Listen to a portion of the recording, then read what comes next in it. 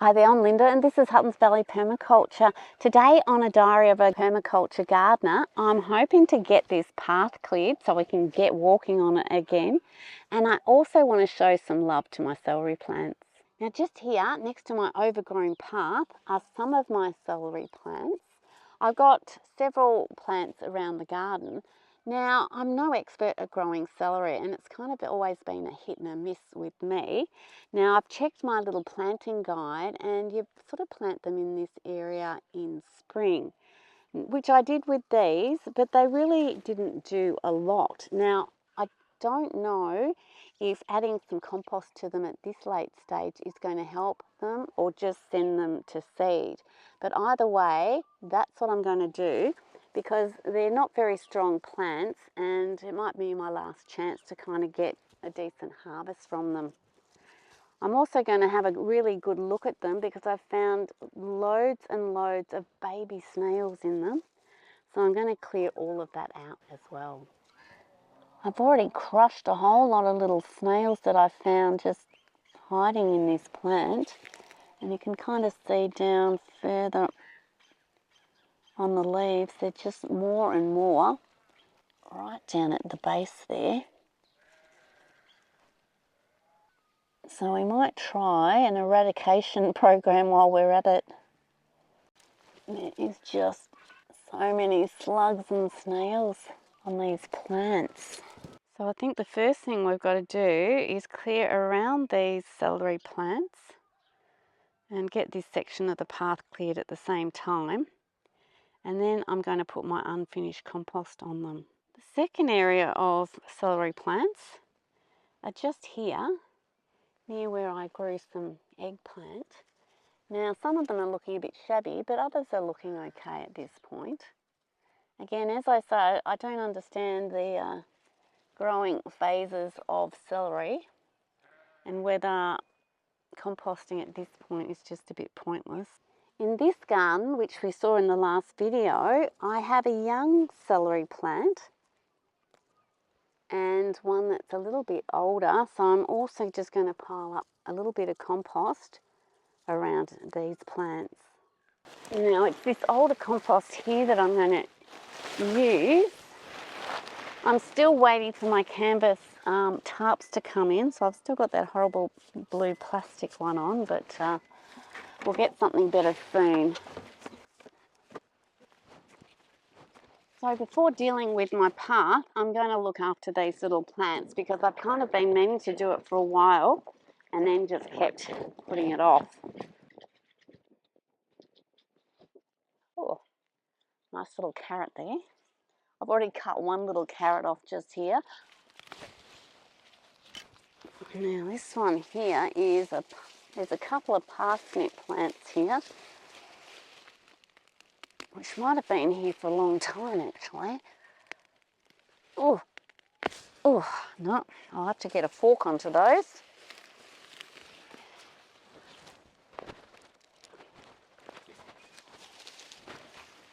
Oh yeah, that's a really old parsnip, I think.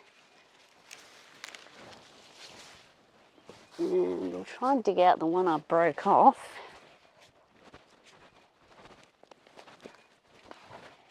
And I reckon that the bottom half is okay, but the top half looks a bit rotten. I might just throw out the whole thing. Oh, that's a pretty decent carrot. You never know what's hiding in your garden.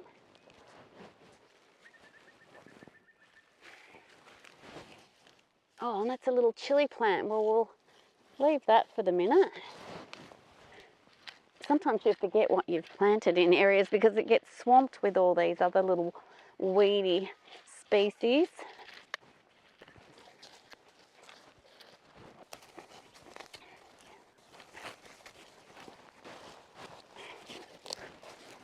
It wasn't supposed to rain today, but there's a misty rain that's coming down. While that's happening, I might pop my camera away, but I'm going to work at getting some of these little critters that are on the move with the activity around them. I've just been and grabbed this from the chicken yard, so I'm going to put that on first before putting the other unfinished compost around them. Now, even if this is a bit late in the season for doing it, it will still help to build the soil for the next sort of growing season anyway. Now, I have been remembering to give them better water too, because I haven't always done that for my celery. But we'll keep an eye on them and see if this has improved things. With my celery plants looked after now, I'll get to and get this end of the garden path cleared before we start on the other end. I've got plenty of lettuce growing everywhere, so the daily greens for the chickens will include some lettuce today. Oh, another parsnip. Oh, I have to dig that one out. Oh, well, that's not bad. That can head to the kitchen.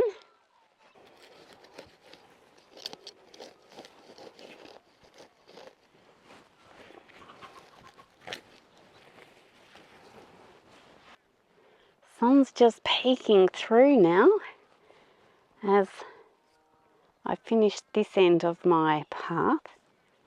So I've kind of got all of that clear, and the chickens get a feed as well. Now, the chickens don't always eat everything I leave up here, and the rest... Hello, Missy, what are you doing?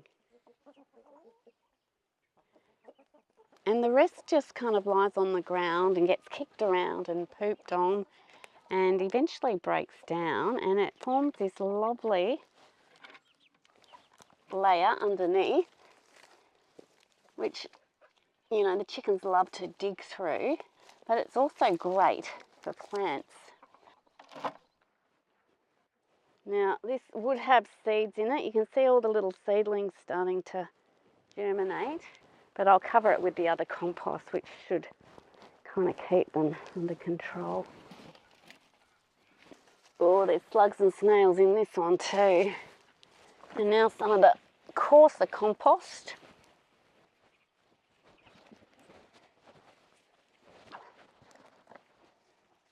And definitely we'll have to keep on the lookout for slugs and snails in these plants. Now we're down the other end of my path, where I have to decide where it actually goes. Now, I think this zinnia might just be on the edge of it, but I'm not going to pull that down. That can wait till it's died off. Some of this parsley will have to go. Just perhaps this little one here, we can sort of squeeze past that one there. And we're going to go through here. This one's on the edge, and probably right through the middle there. So I'll work at getting those radishes out and see if we can get a path back.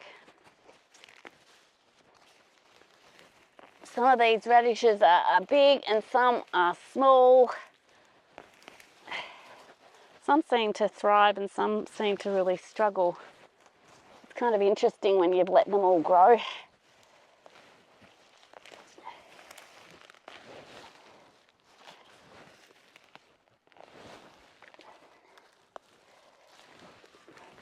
Now, I've decided that this red Russian kale is on the edge of the garden, so that can stay. But all these little radishes are going.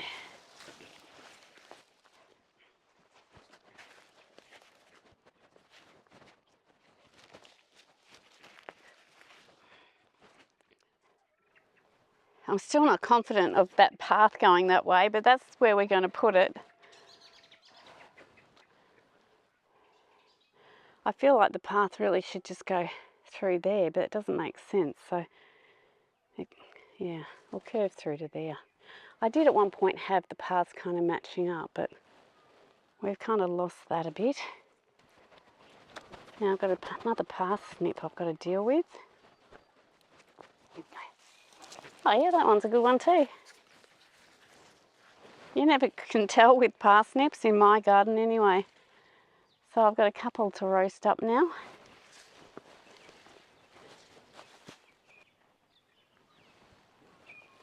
Time for the old sickle now, I think.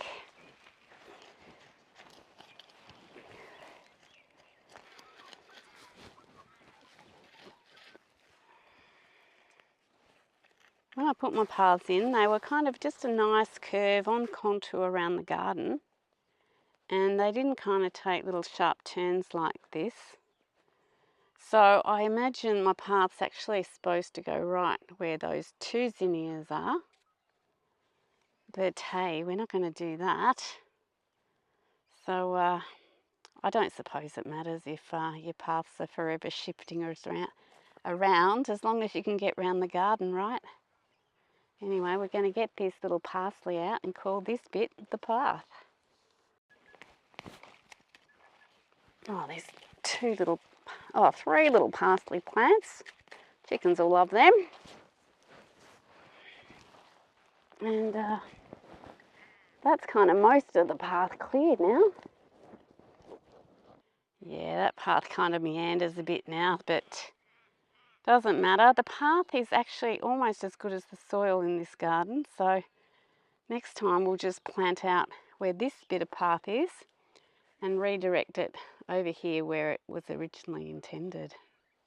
Now I think that end has enough wood chip on it to sort of define it as a path. But I reckon we need to just top up this end here so it doesn't just look like soil.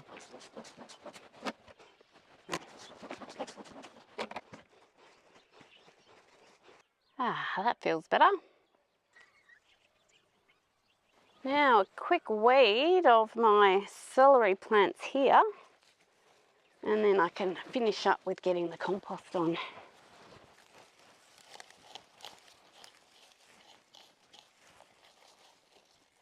Probably also need to inspect them for these guys. Oh yeah, right down the bottom there. All I can do with the ones down the bottom is get a small stick and just kind of squash them right where they are, because it's too hard otherwise.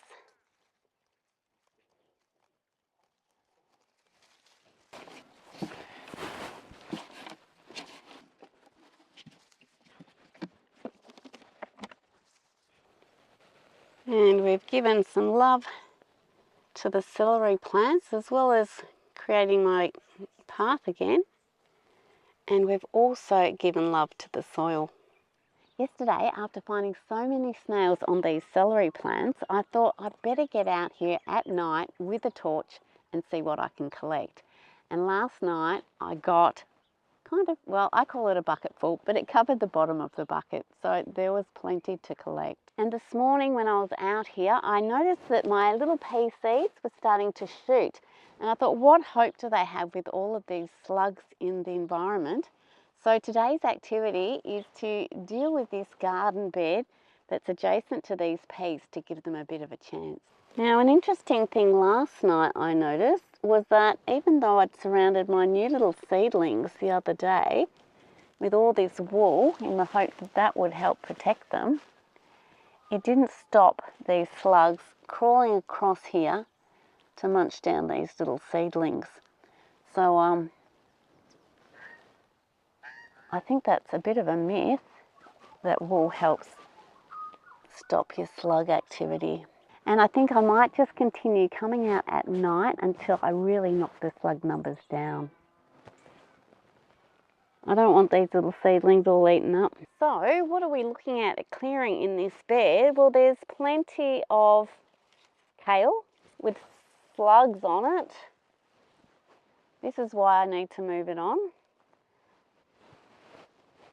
And there's comfrey I'll chop out. There's some parsnip, various things, but I'll just sort of clear this area. My plan is to leave this guy at the corner. It's going to be flowering soon, so the bees will like that, so I'll leave something in the garden for them. Now there are a couple of sorrel plants on the edge of this garden, which I'll probably chop this one out because it's nearest my pea bed, but because that's sort of on the edge of the path, I'll probably just leave it.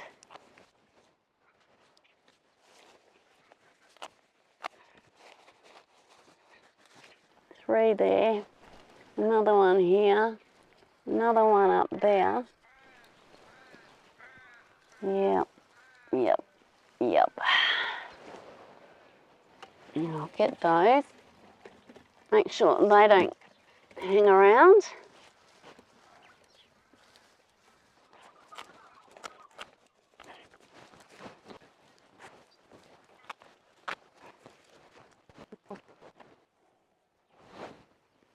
Oh, they're everywhere.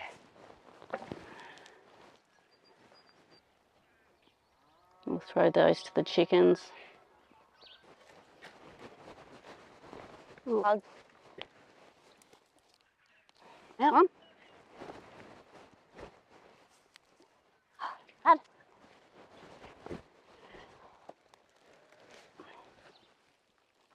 Oh, here we go. I'll wash up all right. And I think I've got one more just over here.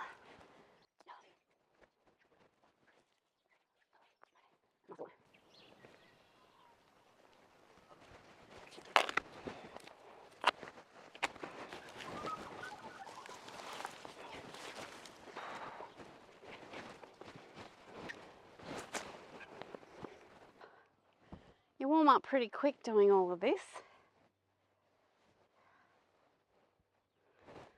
Right.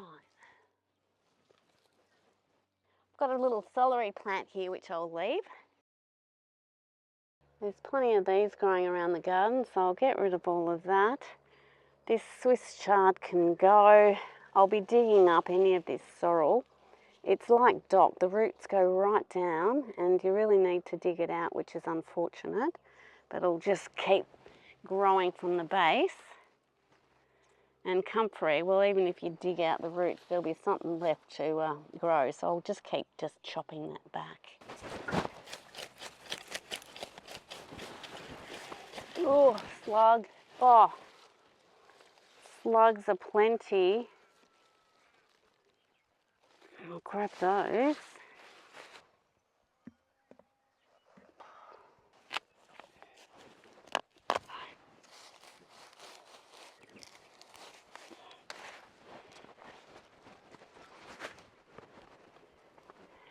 Now, I think we'll do a slug search before we continue with clearing the foliage.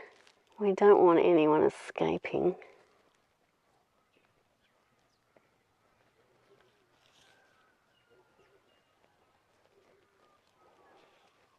Oh gosh, there's so many here.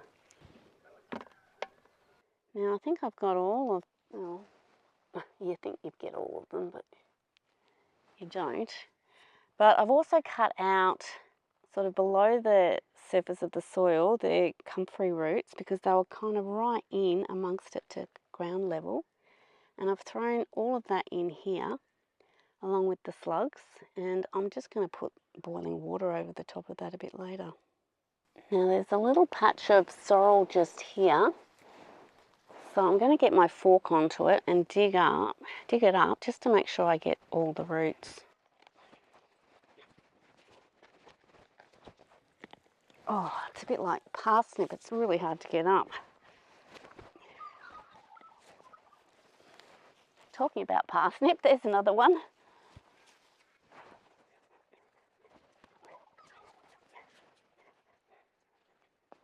There's one.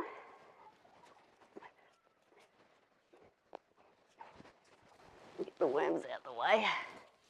Sorry guys. Oh gosh. Oh, there's like lots of worms. Oh.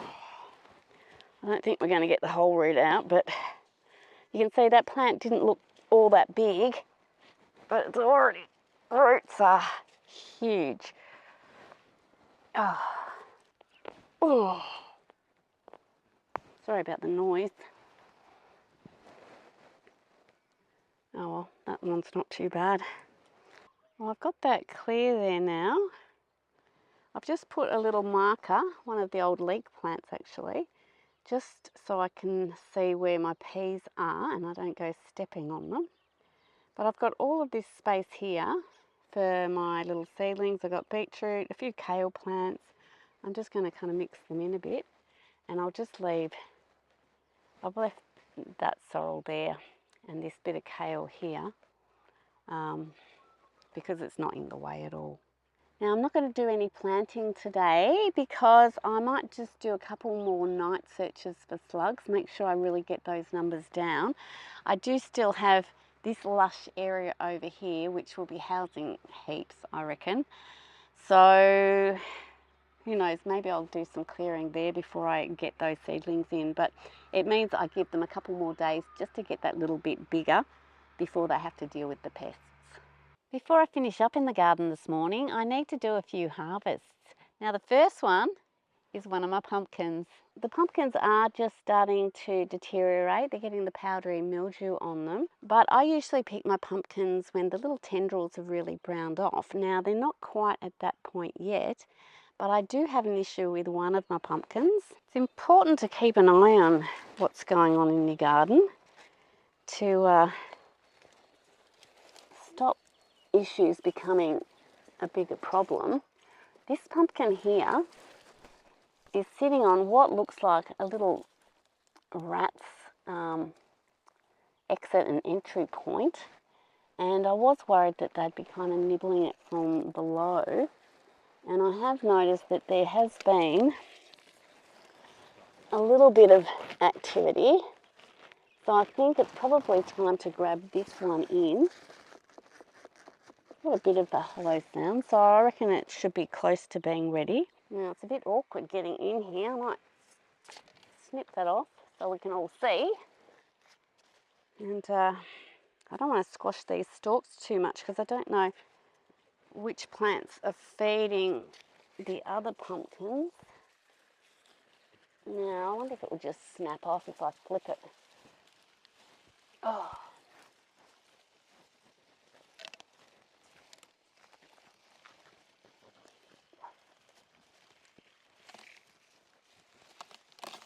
Oh, there we go.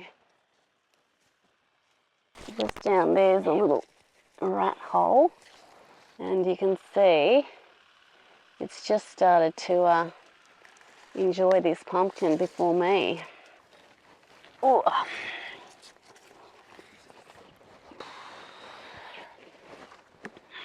Well, I think a bit of pumpkin soup's headed my way. Now with the amount of damage on this pumpkin, I will be processing it all straight away really. Some will probably go to roasted for soups. I might just cut up some pieces and freeze them as is. And I might even roast some pieces so that they're ready just to reheat straight from the freezer. But other than just sort of chopping out these areas which have been nibbled on, and none of this will go to waste.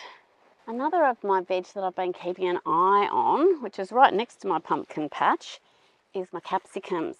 Now I have made the mistake of not keeping my plants upright. As the capsicums grew, they kind of dragged the plant down and I didn't do anything about it. So a lot of them have been touching the soil, and that's kind of like an invitation to insects to get in. And that's what's been happening to quite a few of my capsicum. You can see these ones have been affected by the insects and they just kind of rot and drop off. I've just kind of picked some of these off and they get in and kind of eat it all out. So I've been just pulling the dodgy ones off. But any like these two that are just starting to colour and look okay, I've been taking inside and just leaving out of the fridge, where they seem to be ripening quite well.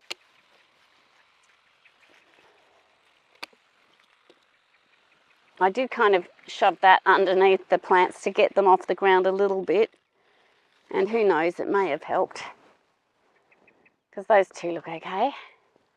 And this one looks okay.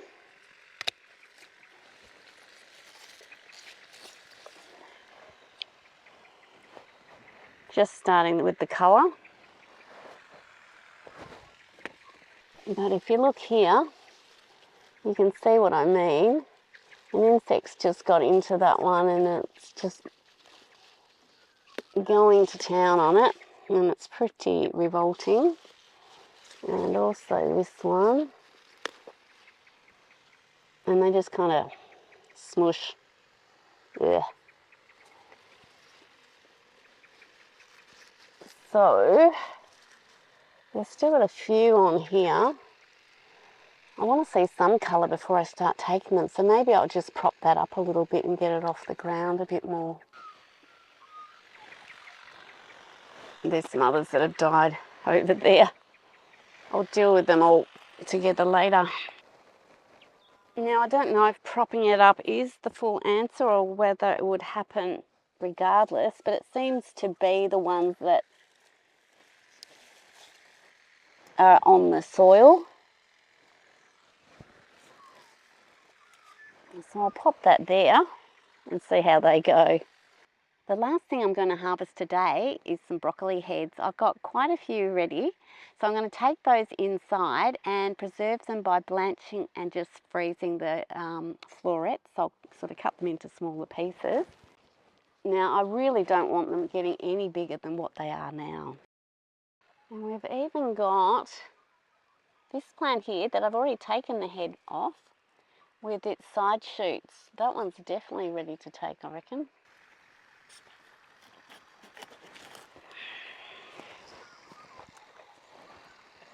Not a bad size, really.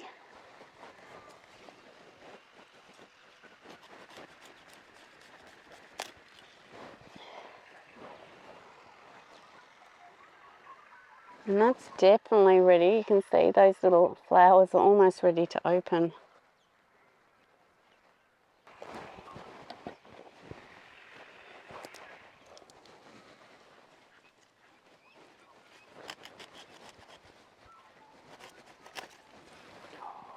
Look at that.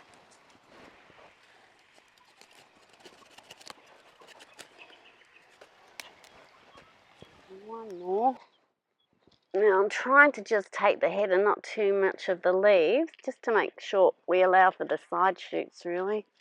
I think I went a bit too much on that last plant.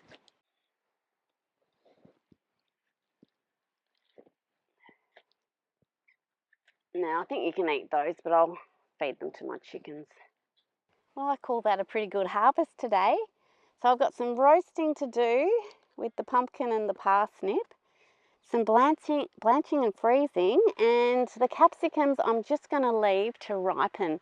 I will roast those, and I usually, if they turn red, I'll roast them and put them into oil as a preservative so I can leave them in the pantry and use them through the year. It may take a bit of time and effort, but I really think the rewards are worth it.